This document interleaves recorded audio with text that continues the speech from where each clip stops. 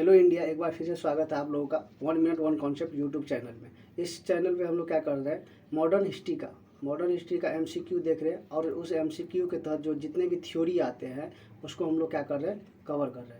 और थ्योरी के साथ साथ हम लोग जितने भी फैक्ट उसमें याद करने वाले हैं उसको भी याद करने का कोशिश कर रहे हैं। तो ये मॉडर्न हिस्ट्री का सेट नंबर कितना है, सेट नंबर 9। इससे पहले सेट 8 जो है वो 1 से लेकर 8 तक जो है इस यूट्यूब चैनल पे जाके आप देख सकते हैं, जिसमें हम लोग क्या किया, पहले जो है यूरोपियन जो आगमन होते हैं उसको देखे हैं। दूसरी की यूरोपियन जब आगमन आ जाते हैं भारत में तो किस तरह से व्यापार फैलाते हैं उसके बारे में हम लोग देखते हैं। तीसरी पॉइंट देखे थे हम लोग, व्यापार जब फैला देते तो किस तरह से हमारे देश के वाणिज्यिक खतरा, हमारा वाणिज्यिक यानी व्यापारिक करके जो पैसा हमारे देश से ले जाने का कोशिश करता है ब्रिटेन, उसको हम लोग देखें। और आज हम लोग देखेंगे, चौथा पॉइंट देखेंगे, भारत में सामाजिक सुधार आंदोलन के बारे में पढ़ेंगे। किस तरह से भारत में सामाजिक सुधार होते हैं और किस तरह से आंदोलन होता है, उसका सामाजिक सुधार जो होता है किस तरह से, उसके बारे में हम लोग देखेंगे। तो इस वीडियो में हम लोग आज क्वेश्चन शुरू करेंगे। इससे पहले एक बात और कि इस चैनल को देखिए और इसको सपोर्ट भी कीजिए, और यदि अच्छा लग रहा है इस सीरीज तो इसको आप सब्सक्राइब कर सकते हैं और लाइक भी कर सकते हैं। ठीक, तो हम लोग देखते हैं पहला क्वेश्चन क्या है। पहला क्वेश्चन से हम लोग शुरू करते हैं। कह रहे सत्यार्थ प्रकाश पुस्तक के लेखक कौन थे। सत्यार्थ प्रकाश कह रहे सत्यार्थ प्रकाश पुस्तक के लेखक जो थे वो स्वामी दयानंद सरस्वती थे। अब स्वामी दयानंद सरस्वती के बारे में कुछ जानने का कोशिश करते हैं। तो ये जो थे, इसका जो जन्म था, जन्म की बात करते हैं हम लोग। जन्म जो होता है वो 1824 ईस्वी में होता है। कहाँ पे, काठियावाड़ गुजरात में। कहाँ पे होता है, काठियावाड़ गुजरात में होता है। ठीक, कहाँ होता है, काठियावाड़ गुजरात में होता है। इसका बचपन का नाम देखिएगा, इसका बचपन का नाम जो था क्या था, बचपन का नाम जो था मूल शंकर था। इसका बचपन का नाम मूल शंकर था। ठीक, और यदि बचपन के नाम के बाद यदि इसका हम लोग देखते हैं कि ये जो है ये आर्य समाज के संस्थापक थे। आर्य समाज के संस्थापक थे। कब किया था आर्य समाज की स्थापना, वो संस्थापक थे 1875 ईस्वी में। कब किया था, 1875 में। कहाँ पे किया था, तो ये बम्बई में किया था। ठीक, तो दयानंद इस क्वेश्चन में देखिएगा, स्वामी दयानंद सरस्वती क्या करते हैं, सत्यार्थ प्रकाश पुस्तक के लेखक को जो है उसका लेखक बनते हैं। ठीक, तो स्वामी दयानंद सरस्वती इसका आंसर हो जाएगा, आंसर नंबर ए हो जाएगा। अगला क्वेश्चन हम लोग देखें, रामकृष्ण मिशन की स्थापना किसने किया था। रामकृष्ण मिशन की बात आता है तो रामकृष्ण मिशन की स्थापना जो करते हैं स्वामी विवेकानंद करते हैं। कौन करते हैं, स्वामी विवेकानंद करते हैं। तो इसका आंसर जो हो जाएगा बी होगा। अब देखते हैं कि रामकृष्ण मिशन का स्थापना जो है कब होता है। तो इसका स्थापना जो है 1897 में बंगाल में होता है। कहाँ पे होता है, बंगाल में। ठीक, और इसके जो है ये 1897 बंगाल में होता है। और इसके जो संस्थापक जो होते हैं वो होते हैं विवेकानंद। अब विवेकानंद के बारे में भी थोड़ा देख लेते हैं। ये जो है इसका बचपन में इसका जो जन्म होता है, इसका स्वामी विवेकानंद का जन्म 12 जनवरी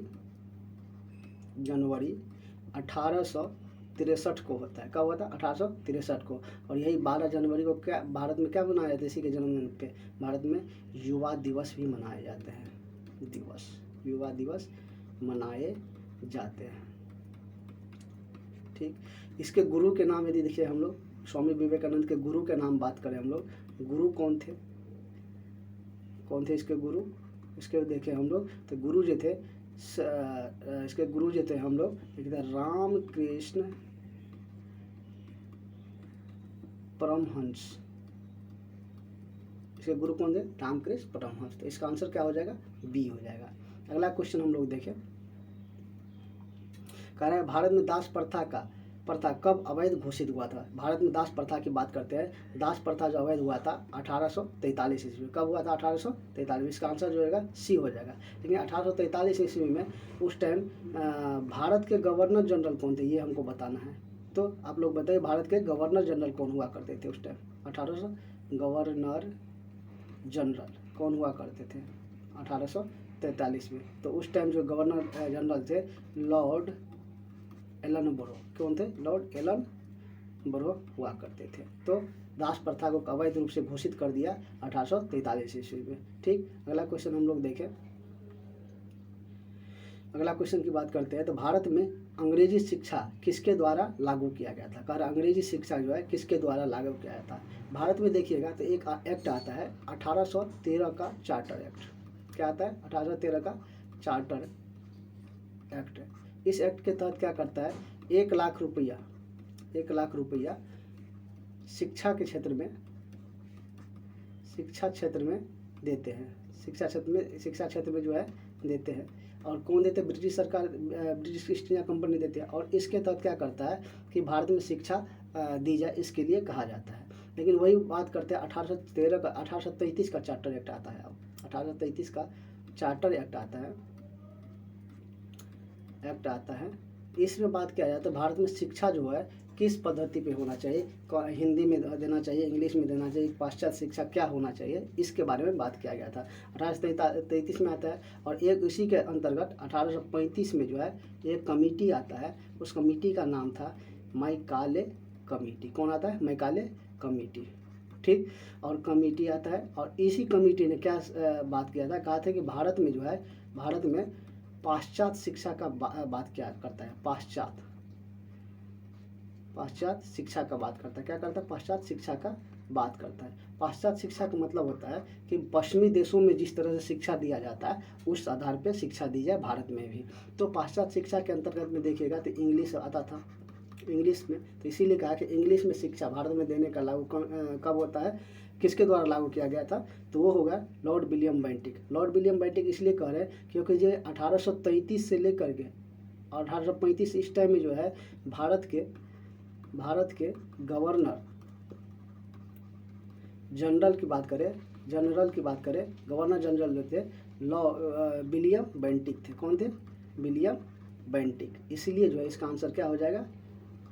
इसका आंसर हो जाएगा लॉर्ड विलियम बेंटिक। ठीक। तो इसके शासनकाल में जो है लागू किया गया था भारत में शिक्षा, अंग्रेजी शिक्षा। ठीक। आंसर इसका डी हो जाएगा। अगला क्वेश्चन हम लोग देखें, करें प्रार्थना समाज की स्थापना किसके प्रेरणा से? देखिए क्वेश्चन अलग है, प्रेरणा के फलस्वरूप हुई थी। देखिए इसका प्रार्थना समाज के संस्थापक यदि पूछेगा, प्रार्थना समाज के संस्थापक के पूछेगा तो ये होता है आत्माराम पांडुरंगा। और एक और होते इसके संस्थापक के रूप में। कौन होते हैं?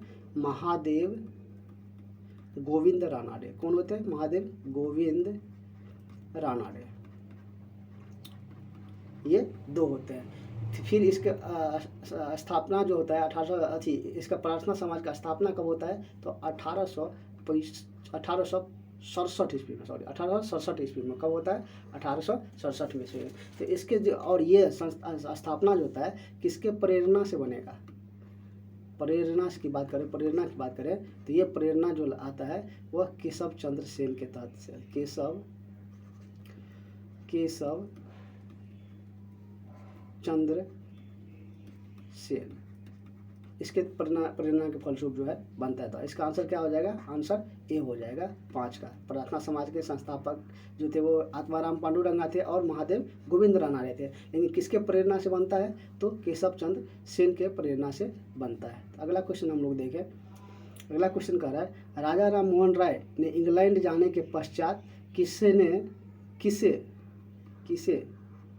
ब्रह्म समाज की बागडोर संभालने के लिए कहा था? जब राजा राम मोहन राय 1830 में इंग्लैंड जाते हैं तो ये क्या करते हैं? ब्रह्म समाज संभालने के लिए जो देता है वो देता है रामचंद्र विद्या बगीश को। किसको दे देता है? रामचंद्र विद्या बगीश को दे देते हैं। और ये 1830 से 1833 तक जो है ब्रह्म समाज का बागडोर देखता है। कब इसका देखता है? ब्रह्म समाज का बागडोर देखता है। अब देखते हैं कि ब्रह्म समाज का संस्थापक कौन था। तो ब्रह्म समाज की बात करते हैं। ब्रह्म समाज इसका स्थापना जो होता है 1800 कहीं 28 भी लिखा है, कहीं 1830 भी लिखा है। तो दोनों देख लीजिए, चेक कर लीजिएगा थोड़ा सा। और ये दोनों के इस अति में होता है। और इसके संस्थापक की बात करें, ब्रह्म समाज के संस्थापक की बात करते हैं। ब्रह्म समाज के संस्थापक जो होते हैं वो राजा राम मोहन राय होते। कौन होते हैं? राजा राम मोहन राय होते। तो इसका आंसर क्या हो? किसने बागडोर संभाली थी? रामचंद्र विद्या बंगीस। किसने? रामचंद्र विद्या बंगीस। इसका आंसर क्या हो जाएगा? बी हो जाएगा। क्वेश्चन देखते हैं। कह रहा है कि 1815 में निम्नलिखित में से किसने कलकत्ता में आत्मीय सभा की स्थापना करता है? कब करता है आत्मीय सभा का स्थापना? 1815 में। कहाँ करता है? तो वो कलकत्ता में। ठीक। और कौन करता है? तो ये काम जो करते हैं राजा राम मोहन राय। कौन करते हैं? मोहन राय। राजा राम मोहन राय ये काम करते हैं। ठीक। इसके तहत क्या होता था? ये आत्मीय सभा का स्थापना करते हैं राजा राम मोहन राय। और इसके तहत जो है वो एकेश्वरवाद पे जोड़ देते हैं। एकेश्वरवाद पर जोड़ देते हैं। ठीक। इस बात पे जोड़ देते हैं और ये आत्मीय सभा का स्थापना करता है। कौन करता है? तो राजा राम मोहन राय। इसका आंसर जो हो जाएगा सी हो जाएगा। ठीक। अगला क्वेश्चन हम लोग देखें। कह रहा है देव समाज का संस्थापक निम्नलिखित में से कौन है? देव समाज की बात कर रहे हैं। देव समाज के संस्थापक जो थे शिवनारायण अग्निहोत्री थे। कौन थे? शिवनारायण अग्निहोत्री। और इसका स्थापना कब होता है? देव समाज का स्थापना होता है 1887 ईस्वी में। कहाँ होता है? लाहौर क्षेत्र में होता है, लाहौर में। ठीक। तो इसका आंसर क्या हो जाएगा? आंसर डी हो जाएगा। देव समाज के संस्थापक शिवनारायण अग्निहोत्री हुआ करते थे। अगला क्वेश्चन हम लोग देखें। अगला क्वेश्चन कर रहा है राधा स्वामी सत्संग के संस्थापक कौन हुआ करते थे? राधा स्वामी सत्संग के संस्थापक कौन हुआ करते थे? तो इसका आंसर जो है ये हो जाएगा शिवदयाल साहब। कौन हो जाएगा? शिवदयाल साहब। आंसर जो हो जाएगा ए हो जाएगा इसका। ठीक। और ये जो हुआ था आगरा में, इसका स्थापना जो होता है स्थापना आगरा में होता है। कहाँ होता है? आगरा में 1861 ईस्वी में होता है। कब होता है? आगरा में 1861 ईस्वी में। ठीक। तो ये करते हैं। अगला क्वेश्चन हम लोग देखें। अगला क्वेश्चन है अहमदिया या कदियानी आंदोलन 1889 से 90 के आरंभ हुआ था। तो ये जो किया था वह मिर्जा गुलाम अहमद किया था। कौन किया था? मिर्जा गुलाम अहमद। इसका आंसर हो जाएगा बी नंबर। ठीक। अगला क्वेश्चन हम लोग देखें। अगला क्वेश्चन कह रहा है वर्ष 1870 में कलकत्ता में भारतीय सुधार संघ यानी इंडियन रिफॉर्म एसोसिएशन की स्थापना हुआ था। अब भारतीय सुधार संघ करता कौन है इसका? तो 1870 में होता है। 1870 में केशव चंद्र सेन क्या करते हैं? इसका जो है भारतीय सुधार संघ की स्थापना करते हैं। और उसके तहत क्या करता है? इंडिया में जो है भारतीय सुधार संघ जो है उसकी स्थापना करते हैं और इंडिया में रिफॉर्म लाने की कोशिश करते हैं। तो इसका आंसर क्या हो जाएगा? सी हो जाएगा। आंसर इसका क्या होगा? सी हो जाएगा। अब केशव चंद्र सेन की बात करते हैं। तो यही क्या करते हैं केशव चंद्र सेन? 1872 में भारतवर्षीय ब्रह्म सभा इसका स्थापना करते हैं। ठीक। पहले बात देखिएगा तो ब्रह्म समाज जो है ब्रह्म सभा जो है दो भागों में टूट जाते हैं 1865 में। कब टूटते हैं? 1865 में। और दो भागों में टूटेगा। एक तो बना रहेगा ब्रह्म समाज। ठीक। और दूसरा जो बनेगा यही भारतवर्षीय ब्रह्म समाज बन जाएगा। दूसरा 1872 में बनेगा। तो इसका आंसर वैसे हो जाएगा सी। ठीक। अगला क्वेश्चन हम लोग देखें। अगला क्वेश्चन देखते हैं। कह पश्चिमी भारत में संस्कृति पुनर्जागरण का अग्रदूत किसके कहा जाता है? हम देखते हैं ये हमारा प्यारा इंडिया है। ठीक। ये प्यारा इंडिया है। इसके बाद देखिएगा ये मेरा प्यारा इंडिया। और कह रहा है पश्चिमी भागों यानी इस एरिया में जो है कह रहा है भारत में पश्चिमी भारत में संस्कृति पुनर्जागरण का जो अग्रदूत कहा जाता था वो कहा जाता एमजी रानाडे को। किसको कहा जाता? एमजी रानाडे को। तो आंसर इसका डी हो जाएगा। ठीक।